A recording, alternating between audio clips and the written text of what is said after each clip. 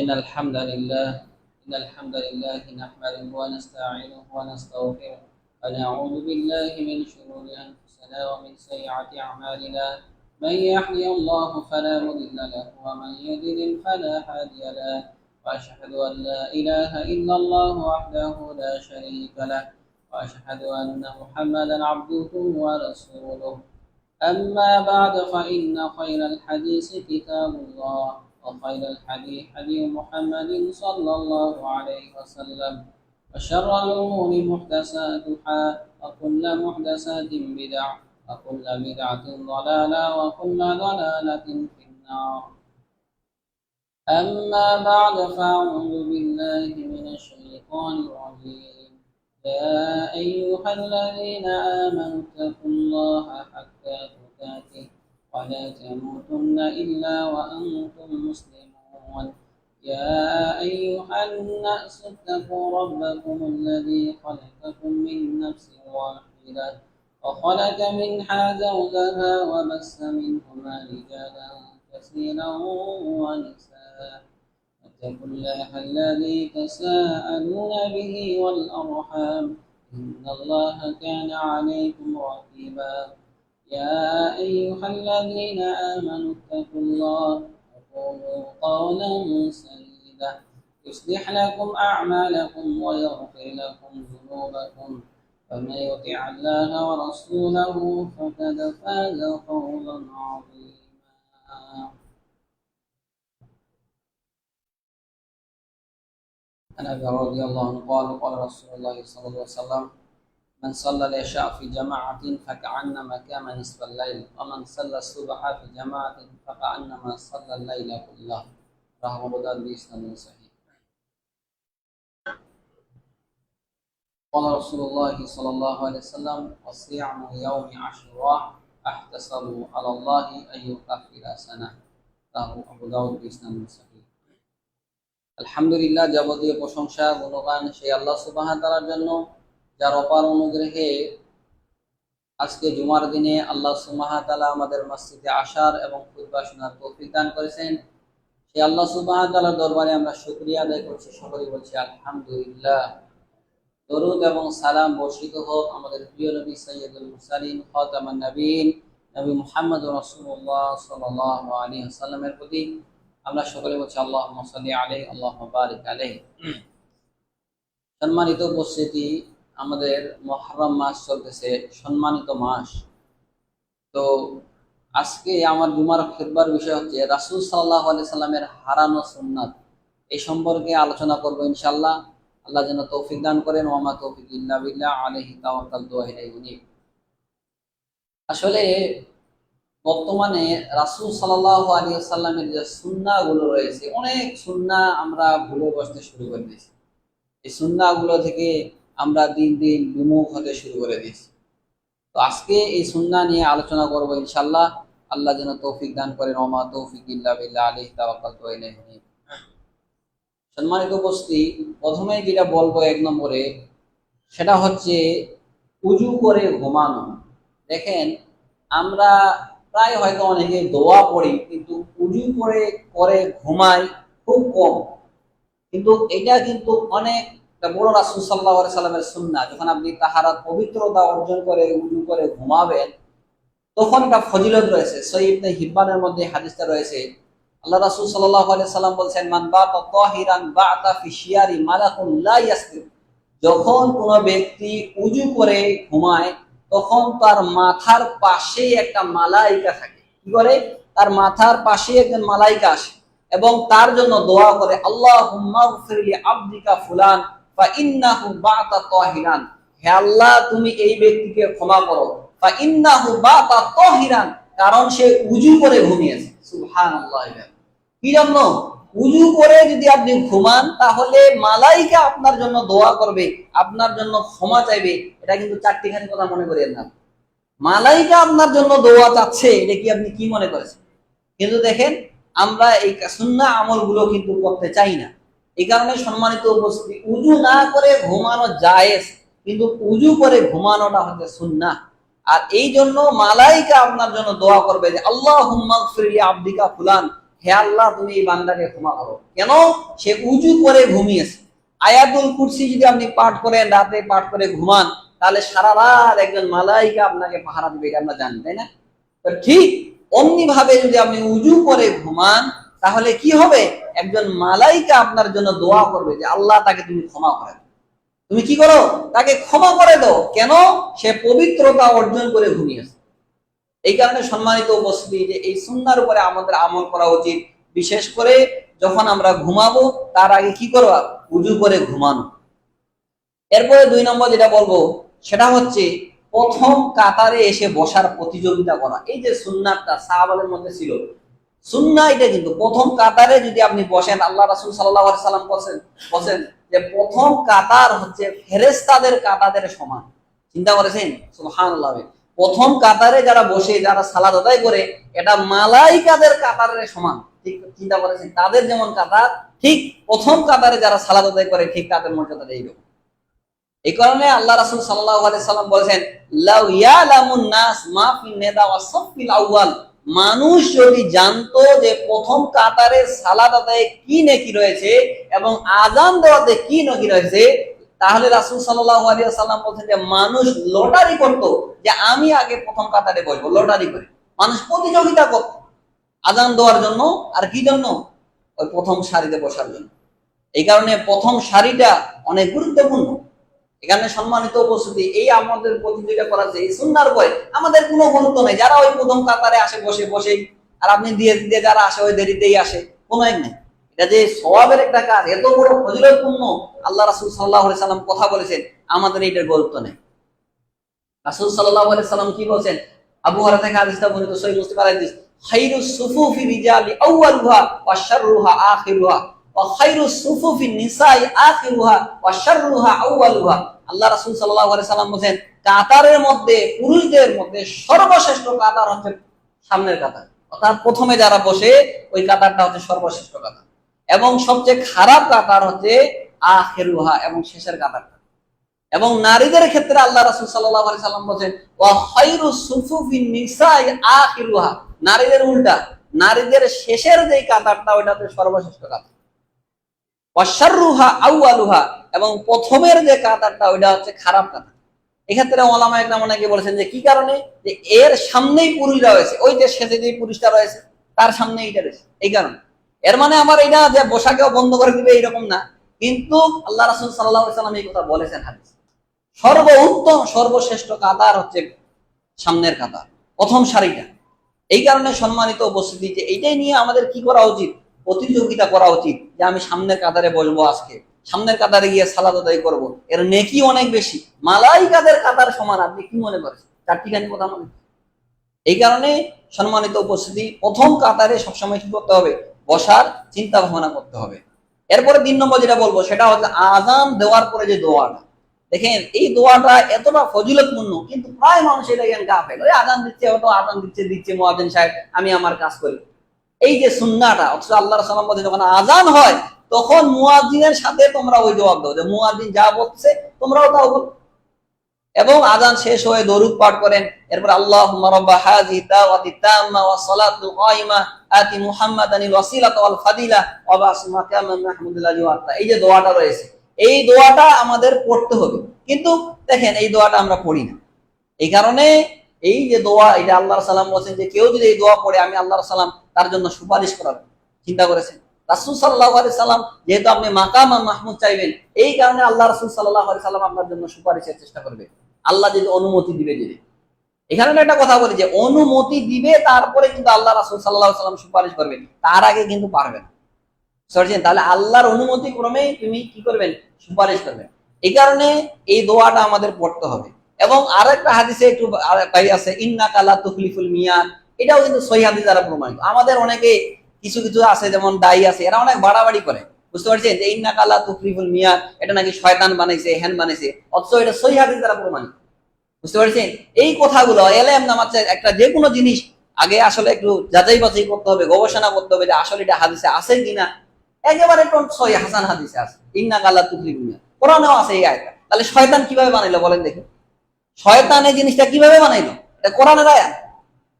এই জিনিস শয়তান কিভাবে বানালো, বললো যে শয়তান বানিয়ে দিচ্ছে, বলে দিচ্ছে, বা মানুষ শুনতেছে। এই কারণে আসলে বাড়াবাড়ি এবং ছাড়াছাড়ি দুইটা জিনিসই পছন্দ না।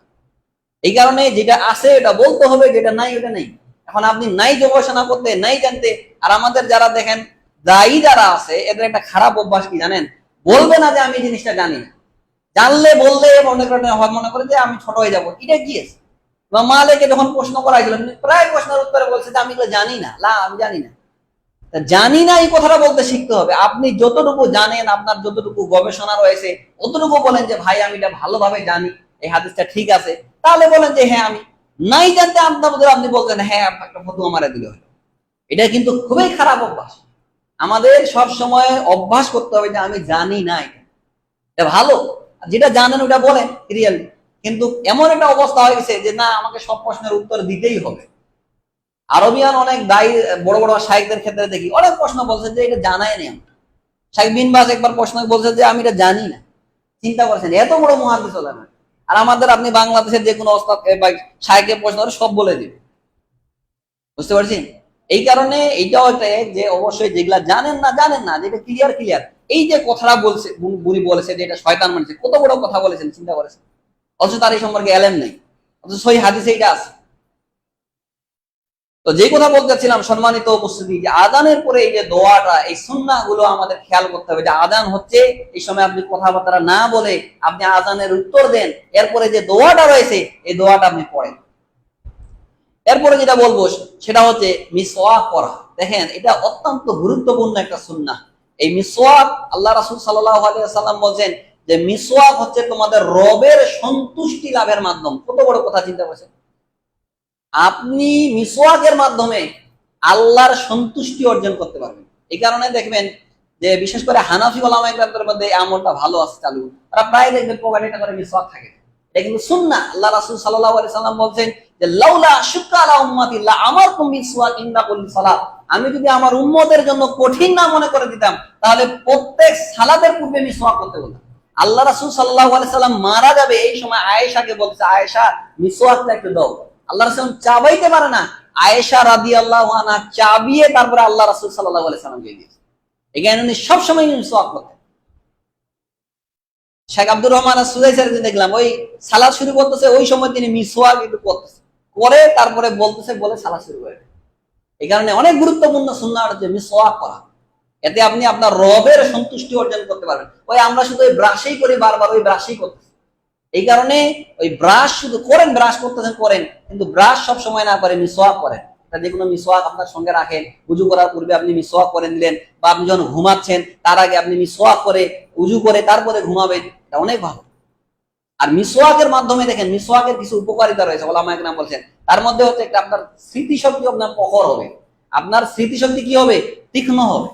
রবের সন্তুষ্টি অর্জন করতে পারবে। মুখ পরিষ্কার থাকবে আপনার। এই উপকার অনেকগুলো উপকারিতা রয়েছে, এগুলো বলা যায় অনেক, ওইদিকে আমি যাচ্ছি না। তো বড় যেটা একটা গুরুত্ব সেটা হচ্ছে আপনার স্মৃতিশক্তি ভালো থাকবে। বিশেষ করে যারা ছাত্র রয়েছে তাদেরকে বলবো সবসময় মিসওয়াক করতে। আরবিয়ানদের দেখেন এদের স্মৃতিশক্তি এত প্রখর কেন, তীক্ষ্ণ কেন? আর মিসওয়াক করে সবসময় বেশি হয়। এই কারণে মিসওয়াকের একটা গুরুত্ব রয়েছে যে স্মৃতিশক্তি অনেক বেশি প্রখর হয়, আপনার রবের সন্তুষ্টি অর্জন করতে পারবে। এরপর যেটা বলবো সেটা হচ্ছে যে মাগরিব এবং ফজরের সময় 10 বার একটা দোয়া রয়েছে। এই দোয়াটা কিন্তু অত্যন্ত, আমরা দেখেন বেশিরভাগ এই সময় যারা আহলে হাদিস দেখেন মুনাজাত করি না, ওই সালাত শেষ হয়ে গেল প্রায় মানুষই উঠে দরদর করে চলে যাচ্ছে। এই যে রাসূল সাল্লাল্লাহু আলাইহি সাল্লামের এতগুলো সুন্নাহ আমল রয়েছে, সালাত শেষ হলো আপনি বলেন আস্তাগফিরুল্লাহ, আল্লাহুম্মা আনতাস সালাম ওয়া মিনকাস সালাম, তাবারাকতা ইয়া জাল জালালি ওয়াল ইকরাম, আল্লাহুম্মা আইন্নি আলা যিকরিকা ওয়া শুকরিকা ওয়া হুসনি ইবাদাতিক, আয়াতুল কুরসি পাঠ করা, সূরা ইখলাস, ফালাক, নাস একবার পরে পাঠ করা। এই যে এতগুলো আমল রয়েছে, আমরা এগুলো করতে চাই না। আমরা শুধু নিজেকে দাবি করবো আহলে হাদিস, কিন্তু আমলের ক্ষেত্রে আমি করবো না। আপনি আহলে হাদিস দাবি করেন, 10টা হাদিসও আপনি পড়েন না, নবীর জীবনী আপনি জানেন না। আপনাকে যদি বলা যায় রাসূলুল্লাহর জন্ম কবে, হাহালা বলতে পারবেন। 4 জন সাহাবীর নাম কি, আশারা মুবাশশারা 10 জন জান্নাতের সার্টিফিকেট পেয়েছে, তাদের নাম বলেন, বলতে পারবেন। এবং বাচ্চাদেরকে বলতেই পারবেন। বুঝতে পারছেন? কিছুদিন আগে আমার এক বন্ধু বললো যে আমি ওই মেয়ে দেখতে গেছিলাম, তো ফাজিল পড়ে, বুঝতে পারছেন, ওই যে দাখিল আলিম ফাজিল, আপনারা যখন বুঝেন এগুলা, ওই ইয়াতে পড়ে বলেছে যে সারা দিন দিনে এবং রাতে 5 রাকাত ফরজ, নাকি 5 ওয়াক্ত সালাত ফরজ। এতে ফরজ কত কত রাকাত, ওটা বলতেই পারে। 17 রাকাত যে ফরজ এটা বলতেই পারে না, কি সালাত আদায় করে বলেন দেখি? রাসূল সাল্লাল্লাহু আলাইহি সাল্লামের জন্ম কবে বলতে পারে না। এমনিতেই দেখেন যে আমাদের ওই দাখিল মাদ্রাসাগুলোতে কামিল পাস করেছে, দেখি যে দাড়ি মুখে নাই, দাড়ি মুখে নেই। অনেকে দেখেন আলিম পাস করছে দাঁড়িয়ে পেশাব করতেছে। তাহলে এখান থেকে ওই ফাজিল পাস করে ফাজিল হয়ে বের হয়ে আসছে নাকি? এমন একটা অবস্থা। ওরা দেখে কিছুই হয় না, এমন একটা অবস্থা দাখিল মাদ্রাসাগুলো। বুঝতে পারছেন? তো এমন একটা অবস্থা, এতগুলো পড়ালেখা করে যদি আপনার সন্তানটাকে মাদ্রাসায় মনে করছে যে দাখিল মাদ্রাসা ওইখানেই পড়াই, আপনি মারা গেলেন আপনার জানাজাটাও পড়াইতে পারেন না, তাহলে কি লাভ হইলো বলেন? ওই শুধু ওই পাশ করার জন্য পড়ালেখা করতেছে। এতগুলো পড়ালেখা করে পাশ করলো, মিজান পড়লো, কত কিছু এগুলো পড়ায়, আরবি অনেক বই থাকে এখানে। এরপরও রাসূলের জীবনী যদি না বলতে পারে তাহলে কি পড়লো এতদিন বলেন দেখি? আল্লাহ রাসূল কত সালে জন্ম করেছেন মৃত্যুগুলো বলতেই পারেন। 4 জন যে খলিফা তাদের নাম বলতে পারেন। আর আজকে আমাদের অবাক, এগুলা নিয়ে আপনার সন্তানকে পড়ান না। আর রাহিকুল মাকতুব এটা রাসূলের জীবনীর উপরে কিতাব, সর্বশেষ ওটা পড়ান। প্রতি বছর অন্তত একবার দুইবার করে আপনি রাসূল সাল্লাল্লাহু আলাইহি সাল্লামের জীবনী পড়েন। আল্লাহ রাসূল সাল্লাম কয়টা জিহাদ করেছেন, সশরীরে কয়টা অংশগ্রহণ করেছে, রাসূলের জীবনে কয়টা জিহাদ হয়েছিল পড়েন না। রাসূলের জীবনী জানতে হবে তো। আপনি শুধু বলবেন যে আমার আদর্শ হচ্ছে রাসূল সাল্লাল্লাহু আলাইহি সাল্লাম, অথচ রাসূলের জীবনী আপনি পড়বেন না, তাহলে কিভাবে হলো বলেন? আপনি বলবেন আমি আল্লাহ রাসূল সাল্লাল্লাহু আলাইহি সাল্লামকে আমার জীবনের চাইতে বেশি ভালোবাসি, ভালো কথা, কিন্তু রাসূল সাল্লাল্লাহু আলাইহি সাল্লামকে কিন্তু জানতে হবে, স্টাডি করতে হবে। কিন্তু আমাদের এগুলা নেই। ওই সারা জীবন সন্তানকে ওই শেখ মুজিবুরের বই পড়ে আসলেন, কত সালে জন্ম মৃত্যু যা আছে সবকিছু এগুলাই চলতে আছে। আর আমাদের দেশে দেখবেন যে যখন ক্ষমতায় আসবে তার বাপের সবকিছু চলতেই থাকে, ওগুলাই পড়ো, রাসূলের জীবনী দিতে হবে না, কিছুই দিতে হবে না, এমনিতেই চলছে। বুঝতে পারছেন না? যে যখন ক্ষমতায় আসে, 17 বছর একজন ক্ষমতা চলে গেছে, ওই সারা জীবন তার পাওয়ার খাটিয়ে গেছে, ওই টাকাতে দেখবেন ওই জায়গাও দেখেন বাপের ছবি লাগিয়ে দিচ্ছে। আজকে দেখেন ক্ষমতায় নাই, চলে গেল। ক্ষমতা চিরকাল থাকে না। আর ওই মানুষের প্রতি জুলুম অত্যাচার করে ওটা বেশি দিন টিকেও না, ওটা আপনি টিকাইতে পারবেন না। ফেরাউন টিকে নি, আর এরাকে ফেরাউন এত জুলুম অত্যাচার করছে, সে টিকতে পারে না। এখানে জুলুম অত্যাচার বেশি দিন টিকে না। আপনি আপনার প্রভাব খাটিয়ে পাওয়ার খাটিয়ে এটা করে নেবেন, ওটা করবেন, ওই দিন টিকবে। অন্যজন আসবে আপনাকে হটিয়ে দেবে, আপনার অস্তিত্বই রাখবে না। এই কারণে সম্মানিত উপস্থিতি, যে কথা বলতেছিলাম যে মাগরিব এবং ফজর একটা দোয়া রয়েছে। আল্লাহ সাল্লাম বলেন কেউ যদি এই দোয়াটা পড়ে, লা ইলাহা ইল্লাল্লাহু ওয়াহদাহু লা শারীকা লাহু লাহুল মুলকু ওয়া লাহুল হামদু ইউহয়ী ওয়া ইউমীতু ওয়া হুয়া আলা কুল্লি শাইইন কাদির। এই যে দোয়াটা দেখেন অত্যন্ত গুরুত্বপূর্ণ একটা দোয়া।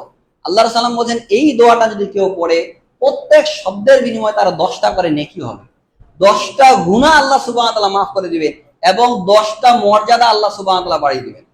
আরেকটা কি, সারাদিন শয়তান তার ক্ষতি করতে পারবে। আরেকটা যেটা ফজিলত হয়েছে, আল্লাহ রাসূল সাল্লাল্লাহু আলাইহি সাল্লাম বলেছেন যে এই দোয়ার কারণে সে যে কোনো পাপ থেকে প্রতিরোধক হয়ে যাবে, সে পাপ করতে পারবে না শিরক ব্যতীত। শিরক ছাড়া অন্য যে কোনো পাপ এই দোয়াটা তাকে বাধা দিবে, খারাপ কাজ করতে পারবে না। হাদিসে এইভাবে রয়েছে। এবং কিয়ামতের দিনে তার চাইতে বেশি আমল নিয়ে কেউ যাইতে পারবে না, যে এর চাইতে বেশি এটা পড়বে সে ব্যতীত। সুবহানাল্লাহ। আপনি এই দোয়াটার ফজিলতটা কত বেশি আপনি দেখেছেন? এটাই হচ্ছে তাওহীদ। বুঝতে পারছেন? তাওহীদের যে গুরুত্বটা এত বেশি, এর প্রমাণ হচ্ছে এটা। এখানে কি তাওহীদি বাক্য আছে? লা ইলাহা ইল্লাল্লাহ ওয়াহদাহু লা শারীকা লাহু লাহুল মুলকু ওয়া লাহুল হামদু ইউহয়ী ওয়া ইউমীতু ওয়া হুয়া আলা কুল্লি শাইইন কাদির। এটা আপনি মাগরিবে ফরজ সালাতের পরে 10 বার পড়বেন, ফজরের ফরজ সালাতের পরে 10 বার পড়বেন। তাহলে কি হবে? শিরক ব্যতীত যে কোনো পাপ থেকে আপনি দূরে থাকতে পারবেন, আল্লাহ আপনাকে হেফাজত করবে। চিন্তা করেছেন কতটা ফজিলতপূর্ণ? এবং কিয়ামতের দিনে আপনার চাইতে বেশি আমল নিয়ে কেউ যাইতে পারবে না, যে এর চাইতে বেশি করবে এটা আমল। তাহলে কতটা গুরুত্বপূর্ণ, তিরমিজির মধ্যে এই হাদিসটা রয়েছে, সহিহ হাদিস। তো যেই কথা বলতেছিলাম সম্মানিত উপস্থিতি, যে এই আমলগুলো আমাদের করতে হবে। বিশেষ করে যেই কথাটা আমি বললাম যে সালাতের পরে যে সুন্নতি যে দোয়াগুলো রয়েছে এগুলা পড়বেন, এগুলা কোনোদিন মিস করবেন না। অন্তত আয়াতুল কুরসি পড়েন, সুবহানাল্লাহ 33 বার, আলহামদুলিল্লাহ 33 বার, আল্লাহু আকবার 33 বার, একবার লা ইলাহা ইল্লাল্লাহ, এগুলা অন্তত পড়েন। যদি খুবই ব্যস্ত থাকেন তারপরে এতটুকু তো পড়বেন, পড়ে তারপরে আপনি সুন্নাত শুরু করেন। দেখেন আমাদের সমাজে দুইটা খারাপ জিনিস আছে। এক, যারা ওই মুনাজাত পাগল, ওরা ওই সালাম শেষ হওয়ার সঙ্গে সঙ্গে হুজুর শুরু করে দিল, বাস পরে আর কিছু পড়লো না, উঠে সুন্নাত শুরু করে দিল। আবার আরেক শ্রেণী আমাদের যারা আহলে হাদিস বলে, ওরা ওই মুনাজাত হয় না, সালাম শেষ হয়ে গেল সঙ্গে সঙ্গে উঠে সুন্নাত শুরু করে। এই দুইটাই খারাপ। এই কারণে সম্মানিত উপস্থিতি, আপনাকে এই সুন্নাহগুলোর উপরে আমল করতে হবে। আর আপনি বাসায় গিয়ে দেখেন, আরেকটা আমাদের হারিয়ে যাওয়া, সেটা যেটা বলবো এখানে বলে দেই, পরে আবার ভুলে যাই নাকি, সেটা হচ্ছে যে দেখেন, বাসায় গিয়ে সুন্নত সালাত গুলো আদায় করা। কোথায়? বাড়িতে গিয়ে সুন্নত সালাত গুলো আদায় করা। রাসূল সাল্লাল্লাহু আলাইহি সাল্লামকে যখন প্রশ্ন করাই দিল যে আল্লাহ রাসূল সাল্লাল্লাহু আলাইহি সাল্লাম, আইয়ুমা আফদাল, কোনটা আমার জন্য সবচেয়ে উত্তম, as-সালাতু ফি বাইতিহা আও ফি মসজিদ, আমি মসজিদে সুন্নাত সালাতগুলো আদায় করব না বাড়িতে সুন্নাত সালাতগুলো আদায় করব? তো আল্লাহ রাসূল সাল্লাল্লাহু আলাইহি সাল্লাম বলেছিল যে আমার বাড়ি আর মসজিদ কাছাকাছি, তারপরও আমি মসজিদে সুন্নাত না পড়ে বাড়িতে গিয়ে সালাত আদায়। এই কারণে যখন আপনার সালাত শেষ হয়ে গেল, এখানে তাসবিহ তাহলিল পড়ে আপনার সর্বোত্তম হচ্ছে আপনি বাড়িতে গিয়ে সালাত আদায় করা। কারণ রাসূল সাল্লাল্লাহু আলাইহি সাল্লাম বলেছেন যে তোমরা তোমাদের বাড়িগুলোকে মসজিদে বানিও না, আবার কবরে পরিণত করিও না। এই কারণে রাসূল সাল্লাল্লাহু আলাইহি সাল্লামের জীবনী থেকে বা তার সালাতে কোনোদিন পাওয়া যায় না যে তিনি মসজিদে সুন্নাত সালাতগুলো আদায় করেছেন। মানে সবসময় বাসায় গিয়ে সুন্নাত সালাত আদায় করতেন। সাহাবা একরামদের এই আমলগুলো ছিল। এই কারণে সুন্নাত সালাতগুলো সবসময় বাসায় চেষ্টা করবেন। কোনো কাজে থাকেন ওটা হিসাব আলাদা, কিন্তু আপনি এশারে সালাত আপনি চলে গেলেন বাসায়, ওইখানে গিয়ে সালাত আদায় করলেন। এই কারণে সর্বোত্তম যেটা আল্লাহ রাসূল সাল্লাল্লাহু আলাইহি সাল্লাম বলেছিলেন যে ওমর রাদিয়াল্লাহুকে একবার প্রশ্ন করাইছিল, ইরাক থেকে কিছু এসে তাকে প্রশ্ন করাইছিল, আচ্ছা বলেন তো যে সুন্নাত সালাতগুলো বাসায় পড়বো না মসজিদে পড়বো? তিনি বলেছিলেন যে সুন্নাত সালাত এগুলা হচ্ছে তোমাদের জন্য নূর। এই কারণে যে ব্যক্তি চায় তার নূরকে সেজন্য আলোকিত করে। এই কারণে সম্মানিত উপস্থিতি, সুন্নাত যেগুলা সালাত এটা আপনি সবসময় বাসায় পড়বেন, এটা সর্বোত্তম, এতে আপনার নেকি বেশি হবে। এই কারণে দেখেন জুমার দিন যেদিন আপনি জুমার সালাদের পরে যদি মসজিদে আদায় করেন তাহলে আপনি 4 রাকাত আদায় করতে হবে, আর বাসায় গিয়ে যদি আপনি পড়েন তাহলে আপনি 2 রাকাত সালাত আদায় করবেন। এর কারণ কি? ওলামায়ে কেরাম বলেছেন বাসায় গিয়ে সালাত আদায় করার সওয়াব অনেক বেশি। বাসায় কি সালাত আদায় করা অনেক বেশি নেকি। কারণ আল্লাহ রাসূল সাল্লাল্লাহু আলাইহি সাল্লাম বলেছেন যে যে ব্যক্তি বাসায় গিয়ে সালাত আদায় করে আর যে ব্যক্তি বাসায় গিয়ে সালাত আদায় করে না, অর্থাৎ বাসায় জিকির আজগার করে আর যে করে না, কামাসালিল হাই ওয়াল মাইত, তাদের উদাহরণ হচ্ছে একজন জীবিত আর একজন জীবিত। চিন্তা করেছেন? এই কারণে বাসায় গিয়ে জিকির আজগার করেন, ওইখানে গিয়ে সালাত আদায় করবেন, মানে এটা জিকির আপনার, তাই না? এই কারণে বাসায় গিয়ে সালাতগুলো আদায় করেন, সবসময় চেষ্টা করেন। একান্ত যখন আপনি বাইরে থাকবেন ওটা হিসাব আলাদা। এই সুন্নাহ আজকে আমাদের থেকে উঠে গেছে। আমরা সব সালাত ওই বিতের থেকে শুরু করে যা আছে সবকিছু মসজিদে পড়ে দিই। মসজিদের জন্য সর্বোত্তম হচ্ছে শুধু আপনি ফরজ যে সালাত, ওই সালাত আপনি মসজিদে পড়বেন, আর সুন্নাহ গুলো আপনি বাসায় গিয়ে পড়বেন। এরপর যেটা বলবো সেটা হচ্ছে যে বৃষ্টি যখন হবে এই সময় দোয়া করা, এই সুন্নাহটা আজকে আমাদের উঠে গেছে। দেখেন যখন বৃষ্টি হইতো আল্লাহ রাসূল সাল্লাল্লাহু আলাইহি সাল্লাম তখন দোয়া করতেন, আর আল্লাহ রাসূল সাল্লাল্লাহু আলাইহি সাল্লাম বলেছেন যে 3 সময়ের দোয়া কোনোদিন আল্লাহ সুবহানাহু ওয়া তাআলা দেন না, তার মধ্যে যখন বৃষ্টি হয় এই সময় দোয়া করা। এছাড়া আযান এবং ইকামতের যে মাঝে এই সময়গুলোতে দোয়া করা। এই কারণে বৃষ্টি হচ্ছে আল্লাহর কাছে বেশি বেশি করে দোয়া করে। আল্লাহুম্মা সাইয়্যিবান নাফিয়া, এটা তো বলবেনই যে আল্লাহ তুমি মুষলধারে উপকারে বৃষ্টি বর্ষণ করো। আরো যত দোয়া রয়েছে এই সময় আপনি করেন, কারণ এই সময় দোয়া কবুল হওয়ার আশাটা অনেক বেশি। এই কারণে এগুলা আমাদের জানতে হবে। এগুলা আমরা সুন্নাত আমলগুলো আমাদের আজকে উঠে গেছে। কিন্তু রাসূল সাল্লাল্লাহু আলাইহি ওয়াসাল্লাম যখনই বৃষ্টি হইতেন তখনই তিনি দোয়া করতেন। তখন কি করতেন? তিনি দোয়া করতেন। এরপর যেটা বলবো সেটা হচ্ছে যে মুহররম মাসের যে সিয়াম, এই যে মুহররম মাস চলতেছে, এই মুহররম মাসের সিয়াম পালন করা। এই সময় দেখেন কালকে 9 এবং 10 তারিখে অথবা 10 এবং 11 এই 2 দিন আপনি সিয়াম পালন করবেন।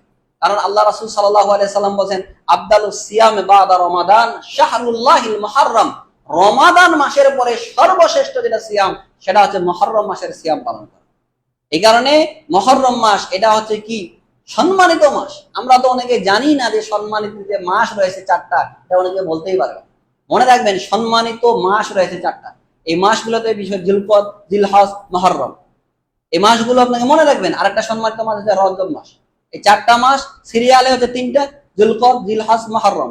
আরেকটা হচ্ছে কি বললাম? রজব মাস। এই 4টা হচ্ছে সম্মানিত মাস, কিন্তু আমাদের মুসলিমদের এগুলোর খবরই নেই, কোনো বলতেই পারবে না। বুঝতে পারছেন? এই কারণে কি করতে হবে? মুহররম মাস কালকে যারা সিয়াম পালন করবেন কালকে একটা থাকবেন, এরপরে রবিবার একটা থাকবেন, এই 9 এবং 10। কারণ আল্লাহ রাসূল সাল্লাল্লাহু আলাইহি সাল্লাম যেদিন মদিনায় যখন গেলেন ইহুদিরা দেখতেছিলেন যে তারা এটা করে, তো তারা শুনলেন যে কি ব্যাপার, যে আল্লাহ সুবহানাহু ওয়া তাআলা এই দিন বনি ইসরাঈলদেরকে ফেরাউনের হাত থেকে মুসা আলাইহিস সালামকে রক্ষা করেছেন, যার কারণে শুকরিয়া স্বরূপ আমরা সিয়াম পালন করি। তো রাসূল সাল্লাল্লাহু আলাইহি সাল্লাম সিয়াম পালন করলেন। এরপরে রাসূল সাল্লাল্লাহু আলাইহি ওয়াসাল্লামের সাহাবারা বললেন যে আল্লাহ রাসূল তো সবসময় ইহুদি এবং খ্রিস্টানদের নাসারাদের বিরোধিতা করতে বলেছেন। তো আল্লাহ রাসূল সাল্লাল্লাহু আলাইহি ওয়াসাল্লাম বললেন, ঠিক আছে, তাহলে সামনে বছর যদি আমি বাঁচে থাকি তাহলে 9 তারিখও সিয়াম পালন করবো, 10 তারিখও সিয়াম পালন করবো, এই 2 দিন। এই কারণে তাদের বিরোধিতা স্বরূপ আমরা 2 দিন সিয়াম পালন করবো। ইহুদিরা 1 দিন থাকে, আমরা 2 দিন পালন করবো, 9 তারিখ এবং 10 তারিখ। এর মাধ্যমে কি হবে? আল্লাহ রাসূল সাল্লাল্লাহু আলাইহি সাল্লাম বলেন, ওয়াসিয়ামু ইয়াউমি আশুরা আহতাসাবু আলাল্লাহি আইয়ু কাফিরা সানাতাল্লাহ। কেউ যদি আশুরার সিয়াম, অর্থাৎ এই যে মুহররম মাসের যে সিয়ামটা পালন করে, তাহলে এর বিনিময়ে আল্লাহ সুবহানাহু ওয়া তাআলা 1 বছর পূর্বের যে গুনাহ রয়েছে এই গুনাহ আল্লাহ সুবহানাহু ওয়া তাআলা মাফ করে দেবেন। সুবহানাল্লাহ। তাহলে দেখেন, এই সিয়ামের মাধ্যমে আল্লাহ আপনার 1 বছর পূর্বের যত গুনাহ রয়েছে এই গুনাহ আল্লাহ সুবহানাহু ওয়া তাআলা মাফ করে দেবেন। কতটা গুরুত্বপূর্ণ! এই কারণে সম্মানিত উপস্থিতি, এই সিয়াম আপনারা পালন করবেন, থাকার চেষ্টা করবেন। এরপর যেটা বলবো সেটা হচ্ছে যে ইস্তেখারার সালাত আদায় করা। দেখেন, ইস্তেখারা জিনিসটা হয়তো অনেকে জানেন না, বলে দেই। ইস্তেখারা হচ্ছে এটা যে কোনো ডিসিশন আপনি যখন নিবেন, সিদ্ধান্ত নিবেন, আপনি বিবাহ শাদী করতেছেন, যে খোঁজ খবর নিচ্ছেন যে এই মেয়েটাকে আমি বিবাহ শাদী করবো কিনা, এই সময় আপনি 2 রাকাত সালাত আদায় করবেন। ফরজ সালাত বাদ দিয়ে এমনিতেই 2 রাকাত সালাত আদায় করে আপনি কি করবেন? আল্লাহর কাছে দোয়া করবেন। এটা হচ্ছে ইস্তেখারার সালাত বলা হয়। আল্লাহ রাসূল সাল্লাল্লাহু আলাইহি সাল্লামের সাহাবারা বলতেছেন যে আল্লাহ রাসূল সাল্লাল্লাহু আলাইহি সাল্লাম আমাদেরকে যেইভাবে কুরআন শিক্ষা দিতেন ওইভাবে ইস্তেখারার সালাতের শিক্ষা দিতেন। চিন্তা করেছেন তাহলে কতটা গুরুত্বপূর্ণ? যে কোনো ডিসিশন আপনি নেবেন, আপনি যে কোনো একটা চাকরি করতে যাচ্ছেন, চিন্তা করছেন চাকরিটা করবো কিনা, এই সময় আপনি 2 রাকাত সালাত আদায় করেন এবং আল্লাহর কাছে দোয়া করেন। হিসনুল মুসলিম থেকে শুরু করে আরো বিভিন্ন শায়েখদের বইগুলোতে আপনারা ওইখানে সালাতের গিয়ে দেখবেন যে সালাতুল ইস্তেখারা ওই জায়গায় আপনি পাবেন। এবং দোয়া রয়েছে, একটা দোয়া রয়েছে, আপনি ওটা ওই সালাম ফেরার আগে আপনি যখন তাশাহুদ পড়বেন, দরুদ পড়বেন, দোয়া মাসুরিল্লাহ পড়ার পরে আপনি এটা পড়তে পারবেন। আল্লাহুম্মা ইন্নী আস্তাগফিরুকা বিইলমিকা ওয়া আস্তাগফিরুকা বিকুদরাতিকা ওয়া আসআলুকা মিন খায়রিকাল আযীম। এরকম বড় দোয়াটা একটু বড় আছে, অনেক বড় আছে, একটু এটা পড়ে নিবেন। এখানে দোয়াটা আমি বলতেছি না, তো এই দোয়াটা আপনারা পড়ে নিবেন এবং যে কোনো কাজ করার পূর্বে এটা করবেন। আজকে মুসলিমদের এগুলা নাই। যে কোনো কাজ করেন না কেন, আপনি ঢাকায় যাচ্ছেন, ঢাকা আপনি চিন্তা করছেন ঢাকায় যাবো কিনা, এর পূর্বে আপনি 2 রাকাত সালাত আদায় করেন। আর দেখেন, এটা একটা বড় সুন্নাত যে আপনি যখন সফরে যাবেন তখন 2 রাকাত সুন্নাত সালাত আদায় করা। 2 রাকাত কি সালাত আদায় করে বাসা থেকে বের হওয়া। আপনার যখন আপনি সফর শেষ করে বাসায় আসবেন, বাসায় আসার আগে আপনি মসজিদে যান, গিয়ে আগে 2 রাকাত সালাত আদায় করেন, এরপরে বাসায় প্রবেশ করেন। এটা সুন্নাহ। আল্লাহ রাসূল সাল্লাল্লাহু আলাইহি ওয়াসাল্লাম যখন সফর থেকে বাসায় আসতেন, তিনি আগে ভাগে খবর দিতেন যে আমি যাচ্ছি। তো আপনি কারো দ্বারাই খবর দেন, আপনার ছোট ভাই বা আপনার কেউ আছে, কেউ না কেউ আত্মীয় আছে, এখন আবার মোবাইলের যুগ, যে আমি বাসায় যাচ্ছি। আপনি কি করেন? আগে মসজিদে যান, গিয়ে আগে ওইখানে 2 রাকাত সালাত আদায় করেন। হজ করে আসতেছেন, আগে মসজিদে আসে 2 রাকাত সালাত আদায় করে তারপরে বাসায় যান। এটা হচ্ছে সুন্নাহ। কিন্তু এই সুন্নাহ গুলো আজকে আমাদের কাছ থেকে হারিয়ে যাচ্ছে। ওই কোথায় সফর করে আসতেছেন, আপনার স্ত্রী কেমন ভাবে আছে নাই আছে, ওই দর করে আপনি ঢুকে গেলেন। দেখেন, ওলামায়ে কেরাম এখান থেকে কিনা বলেছেন যে এখানে একটা হিকমত রয়েছে, ফজিলত রয়েছে, যে আপনার স্ত্রী কিভাবে আছে নাই আছে, আপনি হয়তো 2 মাস 3 মাস যাবত আপনি সফরে রয়েছে বা 15 দিন যাবত আপনি সফরে আছে, আসার আগে আপনি যদি খবর দেন তাহলে সে নিজেকে পরিপাটি করতে পারবে, সে প্রস্তুতি নিতে পারবে। আমার কথা কি বুঝতে পারছেন? সে প্রস্তুতি নিতে পারবে, আপনার জন্য সে পরিষ্কার পরিচ্ছন্ন হবে। হয় এই কারণে আপনি মসজিদে কিছুক্ষণ থাকেন, এরপরে আপনি বাসায় যান। এরপরে দোয়া রয়েছে আইবুনা তাইবুনা আবিদুনা হামিদুনা সাজিদুন, এই দোয়াগুলো পড়া। কিন্তু আমরা সফরে যাই, ওই যাচ্ছি, যার গান শুনতে শুনতে 2 কানে 2টা হেডফোন নিয়েছেন, মোবাইল তো আছে, ওই গান শুনতেই শুনতেই ঢাকা চলে গেলেন, দিনাজপুর থেকে ঢাকা, আবার ওই গান শুনতে শুনতে ঢাকা থেকে দিনাজপুর আসে। তাহলে পুরো রাস্তাটা আপনি আল্লাহর নাফরমানি করতে করতে যাচ্ছেন, আবার আল্লাহর নাফরমানি করতে করতে আসেন। তাহলে সফর আপনার জন্য কিভাবে কল্যাণকর হবে আপনি বলেন? কোথায় কল্যাণকর হবে? আপনি আল্লাহ না করুক, আপনি যাচ্ছেন ওই গান শুনতে শুনতে, 2 কানে 2টা হেডফোন, কত আমি দেখতেছি ওই গান শুনতে শুনতে যাচ্ছে, কে পাশে আসে না এসে দেখার বিষয় না, ওই 2 কানে ওই লাগিয়ে দিয়েছে। এখন কিয়ামত হোক আর কি হোক, ওই গান শুনতে শুনতেই হয়ে যাবে, ওই যাচ্ছেই, ওইভাবেই আছে। কারো যদি বিপদগ্রস্ত হয়, ও দেখার টাইম, ওইভাবেই যাচ্ছে। আল্লাহ না করুক এই ট্রেনটা যদি অ্যাক্সিডেন্টে সে মারা যায়, তাহলে সে আল্লাহর সাথে কিভাবে সাক্ষাৎ করছে আপনি একটু বলেন। আপনি যে এইভাবে যাচ্ছেন ওই গান শুনতে শুনতে আর ওই ফিল্ম দেখতে দেখতে, এই অবস্থায় যদি ট্রেনটা অ্যাক্সিডেন্ট হয় আর আপনি যদি ওই জায়গায় মারা যান, আল্লাহ না করুন, তাহলে আপনার অবস্থাটা কি হবে? আপনি আল্লাহর সাথে কিভাবে সাক্ষাৎ করবেন? আপনি কিভাবে চান যে আমি জান্নাতে যাবো মরার পরে? কিভাবে আপনি চান বলেন? আপনার সবকিছু উল্টা চলতেছে। তো যেই কথা বলতেছিলাম, সম্মানিত উপস্থিতি, যে আপনি যখন সফরে যাবেন তখন আপনি কি করেন, দোয়াগুলো পড়তে পড়তেন। বাসা থেকে বের হচ্ছেন তখন বলেন বিসমিল্লাহি তাওয়াক্কালতু আলাল্লাহি লা হাওলা ওয়ালা কুওয়াতা ইল্লা বিল্লাহ। এইভাবে বের করে আপনি চলে যান। সন্তানদের জন্য আপনি দোয়া করেন, আপনি তাদেরকে বিদায় দিচ্ছেন, বলেন আস্তাদিউল্লাহ দীনাকা ওয়া আমানাতাকা ওয়া খাওয়াতিমা আমালাকা ওয়া যাওয়াদাকুল্লাহু তাকওয়া ওয়া গাফারা যামবাকা হাইসুমা কুনতা। কোনদিন পড়েছেন এইগুলো? পড়েন, আপনি জানেন না। তাহলে দেখেন, এই যে দোয়াগুলো আপনি করেন, যে আপনার সন্তানের নিরাপত্তার জন্য, ফ্যামিলির জন্য এই দোয়াগুলো আপনি পড়তেছেন, আল্লাহ তখন আপনার ফ্যামিলিকে হেফাজত করবেন, সাহায্য করবেন। কিন্তু আমরা ওইগুলো নেই, ওই টাটা বাই বাই করে বলতে বলতে চলে গেছি। মানে ইহুদি খ্রিস্টানদের আমরা ওই প্রদান করতে করতে এতটাই হয়েছি, ওদের কৃষ্টি কালচার, খাওয়া থেকে শুরু করে, চুল কাটা থেকে শুরু করে, প্যান্ট পোশাক থেকে শুরু করে যা আছে সবকিছু তাদের মতো, আমাদের সবকিছুই তাদের আমাদের মতো। ওরা যেইভাবে চলে ওইভাবেই আপনি চলতেছেন। আপনার সন্তানরা দেখেছে নায়কের ওই জায়গায় প্যান্টটা কাটা, ওই প্যান্টটা ওইভাবে কাটবে, প্যান্ট ওইভাবেই কাটবে। ওর বাপের এত টাকা রয়েছে, তারপরে ছিঁড়া প্যান্ট পরে ঘুরে বেড়াচ্ছে। চিন্তা করেছেন আপনি? ওইভাবে দেখেন আজকে পুরুষদের এমন একটা অবস্থা, এমন ভাবে হারলে পিছন যা আছে সবকিছু দেখা যায়। ছেলে মানুষের কি রকম হয়। অথচ রাসূল সাল্লাল্লাহু আলাইহি সাল্লাম বলেন, সালাসাতুন, তিন শ্রেণীর ব্যক্তি যারা রয়েছে, যাদের দিকে আল্লাহ দয়ার দৃষ্টিও দিবেন না, যাদেরকে আল্লাহ রহম করবেন না, ওয়ালাহুম আযাবুন আলীম, এবং তাদের জন্য রয়েছে যন্ত্রণাদায়ক শাস্তি। তার মধ্যে আল মুসবিল, যারা পায়জামা এবং প্যান্ট আগনার নিচে পড়ে। তো আপনার সন্তানটা তো দিন রাত সবসময় এই প্যান্টটা ঝুলে ধরে পড়ে আছে, আপনিও কিছু বলেন না, আপনার স্ত্রীও কিছু বলেন। আপনারা দুইজনে নাকি আবার মাস্টার ডিগ্রি পাস করেছেন, আপনার এই বিদ্যাটাকে ধিক দিয়েছেন আল্লাহ রাসূল সাল্লাল্লাহু আলাইহি ওয়াসাল্লাম। এই কারণে আল্লাহ রাসূল সাল্লাল্লাহু আলাইহি ওয়াসাল্লাম সবসময় দোয়া করতেন, আল্লাহুম্মা ইন্নী আউযুবিকা মিন ইলমিন লা ইয়ানফা। আল্লাহ, আমি ওই এলেম চাই না যেই এলেম আমার উপকারই করে না। তো আপনি এলেম অর্জন করেছেন, এলেম তো আপনার কোনো কাজে দেয় না, জাতির তো কোনো উপকার করে না। জাতির উপকার তো দূরে থাকা, আপনার নিজের উপকার করে না। এইভাবে চললে আপনি জাহান্নামে যাবেন আগে। রাসূল সাল্লাল্লাহু আলাইহি ওয়াসাল্লাম বলেন, সহিহ মুসলিমের হাদিস। তাহলে এত শিক্ষা অর্জন করলেন, কি লাভ হলো বলেন? এই কারণে আল্লাহ সাল্লাম দিন রাত দোয়া করতেন, আল্লাহ, আমি ওই বিদ্যা চাই না যেই বিদ্যা উপকার করে না। তা আপনার বিদ্যা তো আপনার কোনো উপকারই করে না, কি লাভ হলো? আপনার স্ত্রী বারবার দেখতেছে ওই প্যান্ট, আপনার স্ত্রী দিন রাত 24 ঘন্টা সব সময় ধুয়ে দেয়, একদিনও বলে না যে বাবা প্যান্টটা তুমি কাটে নিয়ে আসো, একদিনও বলেন। আপনার সন্তানটা সালাত আদায় করে না, আপনার স্ত্রী একদিনও বলে না। দিন রাত 24 ঘন্টা ওকে খাবার দিচ্ছে, সবকিছু বলতেছে, বাবা এটা খাও ওইটা খাও, কি নিবে নাই নিবে সব খেয়াল আছে। কয়টার সময় প্রাইভেট আছে, ওখানে নিয়ে যেতে হবে, আনতে হবে, সব সিস্টেম ঠিক আছে।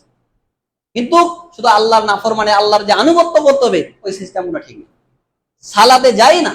অথচ রাসূল সাল্লাল্লাহু আলাইহি ওয়াসাল্লাম কি বলেন, মুরু আওলাদাকুম ফিস সালাতি ওয়া হুম আবনা 7 সিনিন ওয়াদিরিবুহু আলাইহা ওয়া হুম আবনা 10 সিনিন। যখন তোমাদের সন্তানদের 7 বছর বয়স হয়, তখন তাদেরকে সালাতের জন্য তাগিদ দাও। আপনি কয়দিন বলেছেন? আপনি বলেন আব্বু সালাত আদায় করো, আব্বু সালাত আদায় করো, এইভাবে আদর দিয়ে বলতে হবে। যখন 10 বছর হবে, তখন তাকে পিটিয়ে সালাত আদায় করবে, ফাররিকু বাইনাল মাদাজি, এবং তার বিছানা পৃথক করে দিতে হবে। চিন্তা করেছেন? কিন্তু আজকে আমাদের এটা কিছু নেই। দেখেন, এই জায়গায় একটা কথা বলি, যে আমাদের যখন বাচ্চারা বড় হয়ে যায়, যখন ছাবালক হয়ে যায়, দুই ভাই এক বিছানায় থাকে, এইরকম না, একটা রুমেই থাক, কিন্তু তাদের বিছানা দুইটা আলাদা দেন, ছোট ছোট বেড নিয়ে আসেন, সেই দিকে থাকলে ভাই থাকে। এটা সুন্নাত। কারণ আল্লাহ সাল্লাম বলেছেন যে একজন পুরুষ একটা বিছানার চাঁদের উপরে বা কম্বল যেটা বলি আমরা, এই ওর উপরে থাকতে পারেন, ঢাকা নিয়ে থাকতে পারবেন। দুইজন নারী তারা ওইভাবে থাকতে পারবে, পৃথক ভাবে থাকতে হবে। এই কারণে তাদেরকে কি করে দিতে হবে? পৃথক করে দিতে হবে। এক রুমে থাক, আপনার রুম কম, এক রুম আপনি দুইটা বেড নিয়ে আসেন, একটা এখানে থাকলে ওইখানে থাকে, হস্টেলে যেভাবে থাকে ওইভাবে রাখে। কিন্তু আমরা দেখবেন যে দুই ভাই একই বিছানায় থাকে, দুইজন মেয়ে আছে একই বিছানায় থাকে। এই কারণে যে কথা বলতেছিলাম সম্মানিত উপস্থিতি, যে এই যে কৃষ্টি কালচার গুলো, এগুলা তাদেরকে শিখান। এদের আমরা শিষ্টাচার শিক্ষা দিচ্ছি না। বাসায় আপনি প্রবেশ করতেছেন, আপনার সন্তান আপনাকে সালামেই দেয় না, এমনিতেই আছে, তাহলে কি শিষ্টাচার শিখাচ্ছেন? অথচ রাসূল সাল্লাল্লাহু আলাইহি ওয়াসাল্লাম কি বলেন, মান উলিদা লাহু ওয়ালাদুন ফালিয়হসিন ইসমাহু ওয়া আদাবাহু। যখন কারো সন্তান জন্মগ্রহণ করবে, তার একটা সুন্দর নাম রাখবে এবং তাকে শিষ্টাচার শিক্ষা দেবে। আপনি দেখা হলে আপনার সন্তান তাকে সালামেই দেয় না, কি তাহলে শিক্ষা দিলেন বলেন দেখি আপনি? শিক্ষককে ঠিকই সালাম দিচ্ছে, কিন্তু প্রথম তো পারিবারিক শিক্ষাটা তো ওইখানে পাওয়া উচিত। আমাদের ছেলেরা অনেকে বলে যে আমার বাপকে সালাম দিতে আমার শরম লাগে, লজ্জা লাগে। চিন্তা করেছেন, বাসায় ঢুকে সালাম দেয় না। অথচ যেই বাসায় আপনি ঢুকলেন, সালাম দিয়ে যদি আপনি না ঢুকেন, তাহলে শয়তান আপনার সঙ্গে এই বাড়িতে ঢুকবে। খাওয়ার সময় যদি আপনি বিসমিল্লাহ না বলেন, শয়তান আপনার সঙ্গে খাবে। এই কারণে এই বিষয়গুলো অবশ্যই আপনি খেয়াল দেখেন। তো যে কথা বলতে যাচ্ছিলাম, সম্মানিত উপস্থিতি, সন্তানকে শিষ্টাচার দেন। আপনার স্ত্রী যদি কিছুই ভাবে না দেয়, তাহলে ওই স্ত্রীকে রেখে আপনার কি হবে? ও তো আপনাকে জাহান্নামে নিয়ে যাবে। অথচ আল্লাহ কি বলছেন? কু আনফুসাকুম ওয়া আহলিকুম নারা, তোমরা নিজে বাঁচো এবং তোমাদের পরিবারকে, আহালকে জাহান্নামের আগুন থেকে বাঁচাইতো। তো আপনি, আমি গত জুমায় বলেছেন যে আপনার সন্তানটা সালাতেই আদায় করে না, ও আপনার ওয়ারিসই হইতে পারবে না। আপনি কি মনে করেছেন সন্তান যদি সালাত আদায় না করে ওয়ারিস হতে পারবে না? আপনি সালাত আদায় করেন, আপনার অভিভাবকত্ব কাটি যাবে। আপনি যদি আপনার মেয়েকে বিবাহ দেন, ওই বিবাহ অ্যাকসেপ্ট হবে না, গ্রহণযোগ্য হবে না ইসলাম। কারণ আপনি কাফের, আপনি মুরতাদ হয়ে গেছে। ওর জবাইকৃত জিনিস খাওয়া যাবে না। কতটা ভয়াবহ চিন্তা করেছেন? শেখ সালেহ আল উসাইমিনের একটা কিতাব রয়েছে, হুকমু তরিকুস সালাত, সালাত পরিত্যাগকারীর বিধান। তো উনি এখানে সালাত পরিত্যাগকারীর পার্থিব যেটা শাস্তি কয়টা নিয়েছিলেন, তার মধ্যে উনি নিয়ে এসেছেন তার জবাইকৃত জিনিস খাওয়া যাবে না। ইহুদিদের যারা আহলে কিতাব, তার জবাই খাওয়া যাবে, সে যদি বিসমিল্লাহ বলে জবাই করে। এর খাওয়া যাবে না। চিন্তা করেছেন? যে ব্যক্তি সালাত আদায় করে না, তার জানাজা পড়া যাবে না, তাকে দাফন করা যাবে না মুসলিমদের কবরস্থানে। কতটা ভয়াবহ আপনি চিন্তা করেন। এরপরও আপনার সন্তান 20 বছর 25 বছর বয়স ওইভাবে থাকে, সালাত আদায় করেন। আপনি কি মনে করেছেন আল্লাহর কাছে আপনাকে হিসাব দিতে হবে না? আল্লাহ রাসূল বলেন, কুল্লুকুম রাইন আলা কুল্লুকুম রাইন ওয়া কুল্লুকুম মাসউলুন আন রাইয়াতি, তোমরা প্রত্যেকে দায়িত্বশীল আর প্রত্যেকে তার দায়িত্ব সম্পর্কে জিজ্ঞাসিত করা হবে। আপনার সন্তানের দায়িত্ব সম্পর্কে আপনাকে জিজ্ঞাসিত করা হবে। আপনি হচ্ছেন বাড়ির অভিভাবক, আপনার ছেলে কেন সালাত আদায় করেন? আপনার বাসায় একটা মেহমান আসছে, তারও দায়িত্ব চলেন সালাত আদায় করেন। আজকে দেখেন বাসায় অনেকে মেহমান আসতেছে, বলে না যে চলেন সালাত আদায় করতে দেয়। আচ্ছা ঠিক আছে, মেহমান আসে, থাক, খাওয়া দাওয়া করেন। কেন আপনি? ও আপনার বাসায় আসছে, খাওয়া দাওয়া করে, যতদিন সে থাকবে 2 দিন 3 দিন আপনার সঙ্গে সালাত আদায় করবে, আপনার দায়িত্ব। তাকে আপনি নিয়ে যান, না হলে ওই রাসূলুল্লাহ হাদিসের মতো হালাক ওয়ালাক জামিয়া, সকলে ডুবে মরবে। আপনার এই কারণে আল্লাহ রাসূল সাল্লাল্লাহু আলাইহি সাল্লাম বলেছেন যে নেক ব্যক্তি মুত্তাকি ছাড়া তোমার জন্য খাদ্য কেউ না খায়। লা তুসাহিব ইল্লা মুমিনুন ওয়ালা ইয়াকুল তুআমাকা ইল্লা তাকিউন, আল্লাহ ভীরু পরহেজগার মুত্তাকি ব্যক্তি ছাড়া তোমার খাদ্য যেন কেউ না খায়। ওকে নিয়ে খাবেন, ওই আল্লাহ ভীরু লোক মুত্তাকি যে, তাকে নিয়ে খান। এমনিতেই যাকে তাকে নিয়ে খাবেন, আপনি কি মনে করেছেন? যে কথা বলতেছিলাম, সম্মানিত উপস্থিতি, যে এই বিষয়গুলো অবশ্যই খেয়াল রাখবেন। এরপরে যেটা বলবো সেটা হচ্ছে এশার পরে 4 রাকাত সুন্নাত আদায় করা। দেখেন, এশার পরে 4 রাকাত সুন্নাত কিন্তু আমরা খুব কম আদায় করি। প্রায় দেখেন এশার পরে 2 রাকাত সুন্নাত আদায় করি। অথচ এশার পরে 4 রাকাত সুন্নাত সহিহুল বুখারী এবং মুসান্নাফ ইবনে আবি শাইবা এই কিতাবগুলোতে অনেকবার এসেছে। এই কারণে এশার পরে 4 রাকাত সুন্নাত আদায় করেন, এর ফজিলত অনেক বেশি। আল্লাহ রাসূল সাল্লাল্লাহু আলাইহি ওয়াসাল্লাম একটা হাদিসে রয়েছে যে এশার পরে যে ব্যক্তি সালাত আদায় করবে, সে ব্যক্তি লাইলাতুল কদরে সালাত আদায় করলে যেই সওয়াব, এই সওয়াব সে পাবে। সুবহানাল্লাহ। এই কারণে এই আমলটা আপনি করেন। এরপর যেটা বলবো সেটা হচ্ছে জোহরের পরে 4 রাকাত এবং জোহরের পরে 4 রাকাত সুন্নাত আদায় করা। আল্লাহ রাসূল সাল্লাল্লাহু আলাইহি সাল্লাম বলেন যে মান সাল্লা ক্বাবলা যুহরে ওয়া আরবাইন বাদাহা হারামাল্লাহু আলান নার, যে ব্যক্তি জোহরের পূর্বে 4 রাকাত সুন্নাত আদায় করবে এবং জোহরের পরে 4 রাকাত সুন্নাত আদায় করবে, হারামাল্লাহু আলান নার, আল্লাহ তার উপরে জাহান্নামকে হারাম করে দিবেন। সুবহানাল্লাহ, একবারে সহিহ হাদিস, শুনুন। এই কারণে সম্মানিত উপস্থিতি, জোহরের পূর্বে 4 রাকাত সালাত আদায় করার এর ফজিলত আরো একটা আছে। অন্য হাদিসে রয়েছে যে মান সাল্লা ক্বাবলা যুহরে, যে ব্যক্তি জোহরের 4 রাকাত সালাত আদায় করবে, সেটা হচ্ছে কি কানাকা কামিসতি তাহাজ্জুদা, তাহাজ্জুদ সালাত আদায় করলে যেই সওয়াব হবে, এই সওয়াব হবে আপনি জোহরের পূর্বে যদি 4 রাকাত সুন্নাত আদায় করেন। চিন্তা করেছেন? এবং রাসূল সাল্লাল্লাহু আলাইহি সাল্লাম বলেন যে জোহরের যখন সময় হয়ে যায়, এই সময় আসমানের দরজা খুলে দেয়। এই কারণে আল্লাহ রাসূল সাল্লাল্লাহু আলাইহি ওয়াসাল্লাম জোহরের পূর্বে 4 রাকাত, অর্থাৎ ফরজ সালাতের পূর্বে 4 রাকাত সুন্নাত আদায় করেন। তিনি বলতেছেন যে আমি চাই যে আমার নেক আমলগুলো আল্লাহ সুবহানাহু ওয়া তাআলার কাছে পেশ করা হোক। অত্যন্ত গুরুত্বপূর্ণ একটা সময় হচ্ছে এই জোহরের সময়টা। এই কারণে এই সময় কি করবেন, বেশি বেশি করে দোয়া করবেন, একটু মসজিদে তাড়াতাড়ি আসার চেষ্টা করবেন, এসে 4 রাকাত সুন্নাত আদায় করে বসবেন।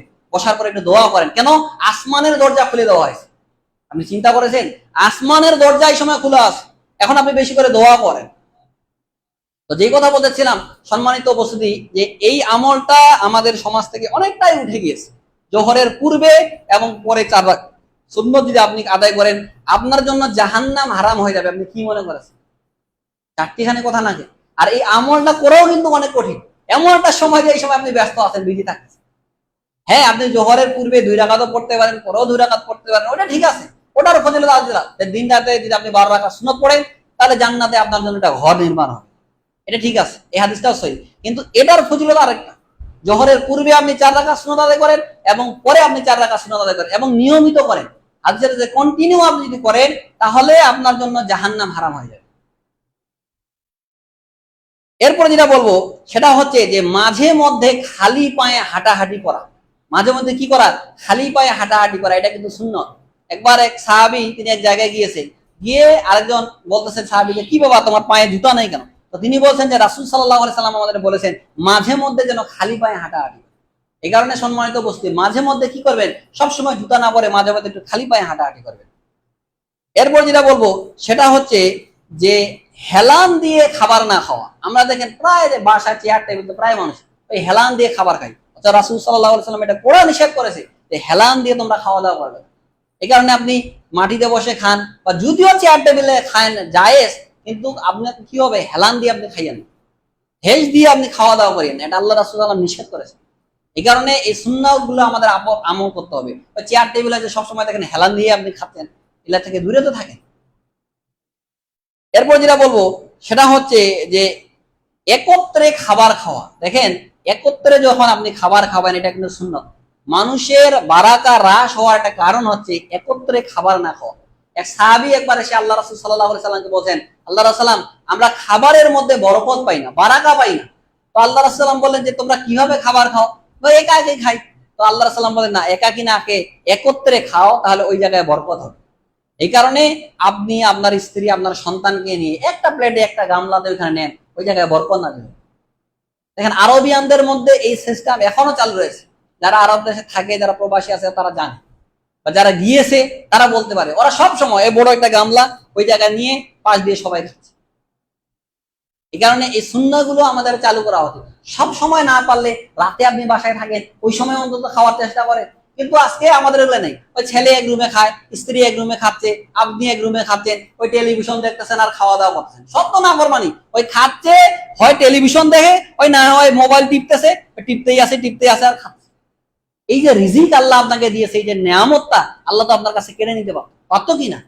আপনি খাচ্ছেন, কত মানুষ আছে খাইতেই পারে না, টাকা পয়সা আছে তারপর খাইতে পারে। আল্লাহ আপনাকে এত বড় একটা নিয়ামত দিয়েছেন, এই নিয়ামতের আপনি না শুকরিয়া কেন করতেছেন বলেন দেখি? আল্লাহর কি আপনি একটু শুকরিয়া আদায় করতে পারেন না? একটু আলহামদুলিল্লাহ বলতে পারেন না? এটা তো নাই। ওই মোবাইল টিপতে টিপতেই খাবেন, কখন বিসমিল্লাহ বলবেন এটাও ভুলে যাবেন, খাওয়ার শেষে আলহামদুলিল্লাহ বলতে হবে এটাও ভুলে যাবেন। বুঝতে পারছেন? দেখেন এত গুরুত্বপূর্ণ। খাওয়ার শেষে একটা কথা বলি, যে খাওয়ার সময় এই দোয়াটা শেষে কেউ মিস করবেন না। আল্লাহ রাসূল বলেছেন খাওয়ার শেষের পরে যে এই দোয়াটা করেন, আলহামদুলিল্লাহিল্লাযী আত'আমানি হাযা ওয়া রাযাকানি মিন গায়রি হাওলিন মিন্নি ওয়ালা কুওয়া। এই দোয়াটা যদি আপনি পড়েন, আল্লাহ সাল্লাম বলেছেন তার পূর্বের যত গুনাহ রয়েছে আল্লাহ সুবহানাহু ওয়া তাআলা সব গুনাহ মাফ করে দিবেন। সুবহানাল্লাহ।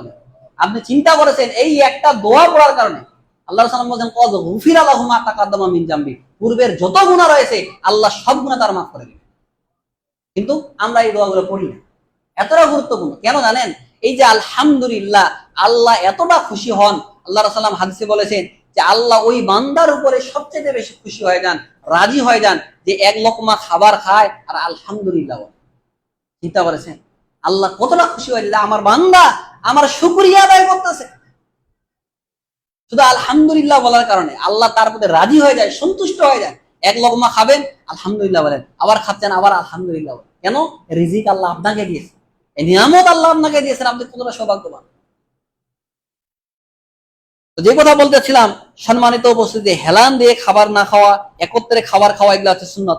এরপর যেটা বলবো সেটা হচ্ছে যে স্ত্রীর যে রান্না বান্না করে এগুলাদের ভুল না ধরা। আমাদের অনেকে কি আছে দেখেন, একটু রান্না বান্নাটা একটু খারাপ আছে, হ্যাঁ তুমি কি রান্না করেছো, বাপের বাড়ি জীবনে রান্না বান্না করেনি, যত প্রকারের বলে আছে সব ঠেকাই।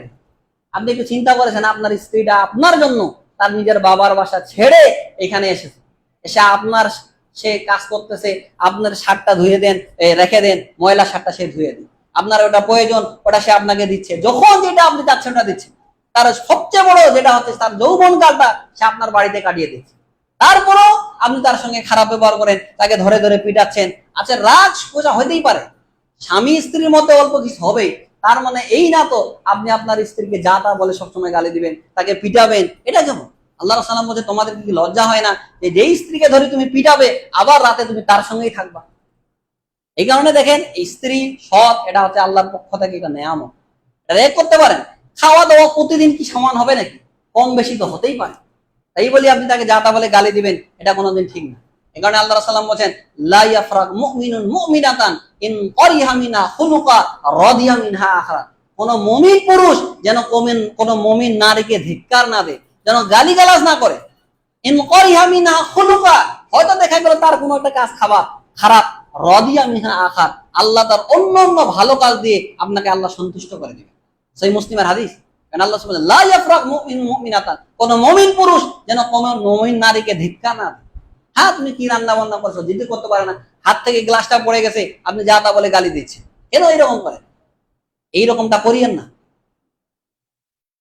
তো যেই কথা বলতেছিলাম সম্মানিত উপস্থিতি, এই কাজটা হচ্ছে সুন্নাহ। এরপরে যেটা বলবো সেটা হচ্ছে যে স্ত্রীকে মাঝে মধ্যে নিয়ে হাঁটা। আল্লাহ রাসূল সাল্লাল্লাহু আলাইহি ওয়াসাল্লাম এটা সুন্নাত, তিনি মাঝে মধ্যে তার স্ত্রীদেরকে নিয়ে রাতে হাঁটতেন।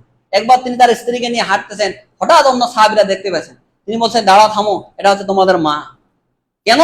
কারণ সাহাবাদের অন্তরে শয়তান ধোঁকা দিতে পারে যে আল্লাহ রাসূল সাল্লাল্লাহু আলাইহি ওয়াসাল্লাম এত রাতে আবার কাকে নিয়ে হাঁটতেছে, তাই না? দেখেন আল্লাহ রাসূল কতটা তাকে আল্লাহ হিকমা দিয়েছেন। তিনি দেখে বলতেছেন যে এটা হচ্ছে তোমাদের মা, তার সঙ্গে আমি হাঁটতেছি। এই কারণে কোনো যদি নির্জনে থাকেন, আপনারা আসার বাড়ির পাশে যদি জায়গা থাকে, বাগান, একটু স্ত্রীকে নিয়ে হাঁটলেন, একটু দৌড় প্রতিযোগিতা করলেন, এগুলো হচ্ছে সুন্নাহ। এতে কি হবে? স্বামী এবং স্ত্রীর মধ্যে ভালোবাসা বাড়বে, মহব্বত তৈরি হবে। আজকে যে এত তালাক হয় কি জন্য? আপনি আপনার স্ত্রীকে সময় দেন না, আপনার স্ত্রী আপনাকে সময় দেন। আপনার স্ত্রী এক জায়গায় চাকরি করে, আপনি আরেক জায়গায় চাকরি করেন, কিভাবে ভালোবাসা তৈরি হবে বলেন? তালাক কেন হবে না? এই কারণে স্ত্রীকে একটু সময় দেন, তাকে আপনার পছন্দের খাবার চাইছে, তাকে একটু নিয়ে দেন, এতে সে ভালো পাবে। আপনার এবং তার মধ্যে মহব্বত সৃষ্টি হবে। শয়তান সবচাইতে বেশি খুশি হয় কেন কোনটাতে জানেন? যখন স্বামী স্ত্রীর মধ্যে তালাক হয়ে যায়। শয়তান হাদিসে রয়েছে তার একটা আসন রয়েছে, সিংহাসন, সমুদ্রের মধ্যে প্রতিদিন ওই জায়গায় গিয়ে বসে, এবং আরো যে তার চেলা চামটা গুলো রয়েছে শয়তান গুলো খবর দেয় যে আজকে আমি ওই দুই ভাইয়ের মধ্যে বিভেদ সৃষ্টি করে দিয়েছি, আজকে আমি ওর মধ্যে মারামারি সৃষ্টি করে দিয়েছি, এই কাজ করেছি, বিভিন্ন কথা তাকে গিয়ে পেশ করে। কি মেয়ে আর কি করেছে? যখন বলে যে আজকে আমি স্বামী এবং স্ত্রীর মধ্যে বিভেদ সৃষ্টি করে দিয়েছি, তালাক দিয়েছি, তখন শয়তান চট করে উঠে ওই শয়তানকে চিপে ধরে, যে বস, যে লিডার, যে হ্যাঁ আজকে তুমি একটা কাজের মতো কাজ করছো, চিন্তা করেছে। এই কারণে সম্মানিত উপস্থিতি, স্ত্রীকে সময় দিবেন, মাঝে মধ্যে একটু হাঁটাহাঁটি করবেন, বিভিন্ন জায়গায় যেগুলো বিনোদন জায়গা, ভালো জায়গা, হালাল, ওই জায়গায় ঘুরতে নিয়ে যাবেন, কি সমস্যা? ওই বিয়ের আগে আপনি প্রেম করে বিয়ে করছেন, তার আগে কত জায়গায় ঘুরে নিয়ে গেলো, তোমাকে ছাড়া আমি বাঁচি না, যা আছে সবকিছু বলে দিলেন। আবার স্ত্রী বিয়ে করলেন, হালাল হইলো, এখন আপনি তাকে সময় দেন না, তাহলে কি হলো বলেন? এই কারণে তাকে সময় দেওয়ার চেষ্টা করেন, আল্লাহর পক্ষ থেকে এটা নেয়ামত। এই কারণে স্ত্রীকে সময় দিবেন, মাঝে মধ্যে বিভিন্ন জায়গায় ঘুরতে যাবেন, মাঝে মধ্যে তাকে নিয়ে হাঁটবেন, প্রতিযোগিতা করবেন। আল্লাহ রাসূল এটা করতেন। তো এই বিষয়গুলো অবশ্যই আমাদের করা উচিত। কেউ দেখা পেলে বুঝতে পারবে যে ভাই আমার আহলিয়াকে নিয়ে আমি হাঁটতেছি, আপনিও এই সুন্নতের উপরে আমল করেন, বুঝতে পারছেন? এইভাবে উৎসাহ দিবেন অন্য। তো যেই কথাগুলো বললাম, আল্লাহ সুবহানাহু ওয়া তাআলা যেন আমাদেরকে এইসব কথাগুলোর উপর আমল করার তৌফিক দান করুক। আল্লাহুম্মা আমিন। আল্লাহ সুবহানাহু ওয়া তাআলা যেন আমাদেরকে হারানো যে রাসূলের সুন্নাহগুলো, এই সুন্নাহর উপরে আমল করার তৌফিক দান করেন। আল্লাহুম্মা আমিন। আল্লাহ সুবহানাহু ওয়া তাআলা যেন আমাদেরকে শিরক এবং বিদআত থেকে দূরে থাকার তৌফিক দান করেন। আল্লাহুম্মা আমিন। যারা অসুস্থ রয়েছেন, আল্লাহ যেন তাদেরকে সুস্থতা দান করেন। আল্লাহুম্মা আমিন। যারা ব্যবসায়ী, আল্লাহ যেন তাদের ব্যবসায়ে বারাকা দান করেন। আল্লাহুম্মা আমিন। যারা কৃষি কাজ করতেছেন, তাদের কৃষিকাজের জন্য আল্লাহ বারাকা দান করেন। আল্লাহুম্মা আমিন। আল্লাহ সুবহানাহু ওয়া তাআলা আমাদের ফিলিস্তিনি ভাই এবং বোনদেরকে যেন হেফাজত করেন। আল্লাহুম্মা আমিন। যারা মারা গেছে মুসলিম, আল্লাহ যেন তাদেরকে শাহাদাতের মর্যাদা দান করেন। আল্লাহুম্মা আমিন। আল্লাহ যেন আমাদের এই বাংলাদেশটাকে হেফাজত করেন। আল্লাহুম্মা আমিন। আল্লাহ সুবহানাহু ওয়া তাআলা যেন আমাদের সবাইকে, যারা মুসলিম নর এবং নারী রয়েছে, তাদেরকে 5 ওয়াক্ত সালাত জামাতের সঙ্গে আদায় করার তৌফিক দান করেন। আল্লাহুম্মা আমিন। আল্লাহ সুবহানাহু ওয়া তাআলা মা এবং বোনদেরকে যেন 5 ওয়াক্ত সালাত সঠিক সময় আদায় করার তৌফিক দান করেন। আল্লাহুম্মা আমিন। আল্লাহ সুবহানাহু ওয়া তাআলা যেন আমাদের মুহররম মাসের যে সিয়াম রয়েছে 9 এবং 10 তারিখ, যারা সুস্থ রয়েছেন, আল্লাহ যেন তাদেরকে রাখার তৌফিক দান করেন। আল্লাহুম্মা আমিন। ওয়া আখিরু দাওয়ানা আলহামদুলিল্লাহি রাব্বিল আলামিন।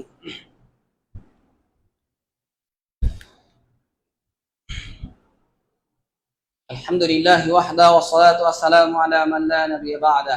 আম্মা বা'দ, ফাআউযু বিল্লাহি মিনাশ শাইতানির রাজীম। ইন্নাল্লাহা ওয়া মালাইকাতাহু ইউসাল্লুনা আলান নবী ইয়া আইয়ুহাল্লাযীনা আমানু সাল্লু আলাইহি ওয়া সাল্লিমু